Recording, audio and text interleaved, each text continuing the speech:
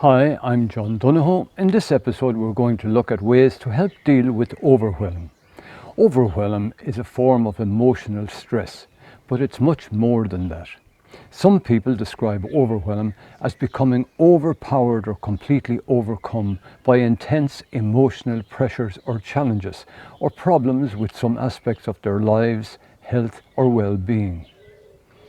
When experiencing emotional overwhelm, it can be difficult to think straight and deal with problems in a rational manner.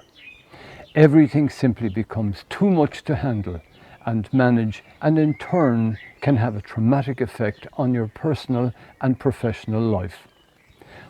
But let's take a look at what may cause overwhelm. There can be many different reasons why you may become overwhelmed. It can be family related or problems in relationships or in the workplace that leads to overwhelm. When life becomes over-demanding, stressful or all-consuming, the intensity of the build-up of emotional pressure can lead to a feeling of being completely overwhelmed, with even the simplest of tasks becoming too difficult to manage or complete. Some people describe overwhelm as feeling like you're drowning, with everything around you building up to a stage where you feel submerged in all the pressures of life and frozen with anxiety and panic. You can also symbolically see your body like a garbage bin. You may have filled your bin to the top by taking on more than you can handle. Then someone else comes along and adds even more garbage to your bin. The bin overflows and inevitably the lid blows off. The person who adds the last piece of garbage usually gets the blame. But think about all the garbage you may have stored in your bin for many days, months or years prior to this overflow or overwhelm. When this happens, some people may say that you're overreacting, but in actual fact you're in total overwhelm. You may have many suppressed and unresolved emotional issues or traumas that are affecting you at this moment in time.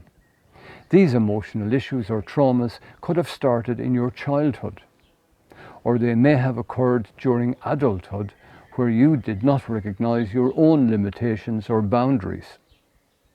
Perhaps you have put added pressure on yourself by continually trying to oblige other people, because you felt obliged to do so rather than following your own feelings about what you felt capable of doing within your own limitations.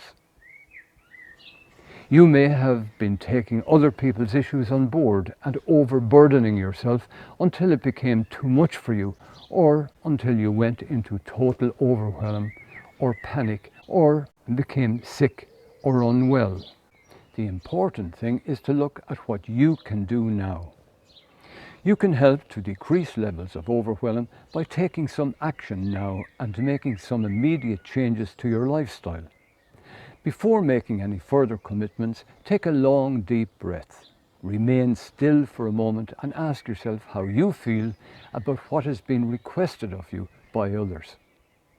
As soon as you make the decision to take some action in relation to your overwhelm and the possible causes of it, you have automatically taken back control of your own life and your own health.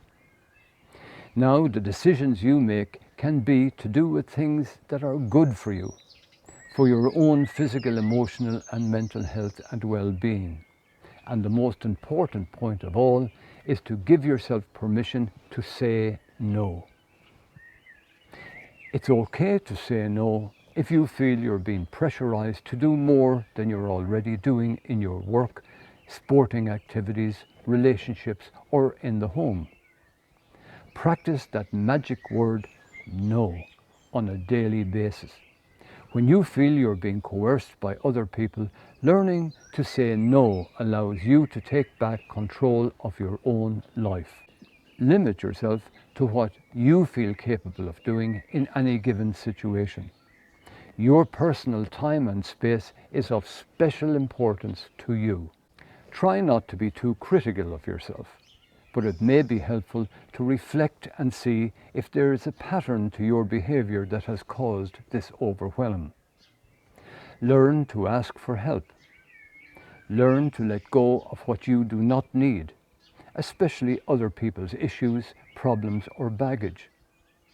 Learn to deal with present issues as they happen, and learn to create and maintain your own boundaries in what you are capable of rather than what may be expected of you.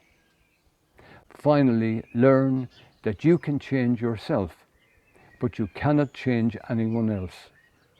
You are not responsible for anyone but yourself.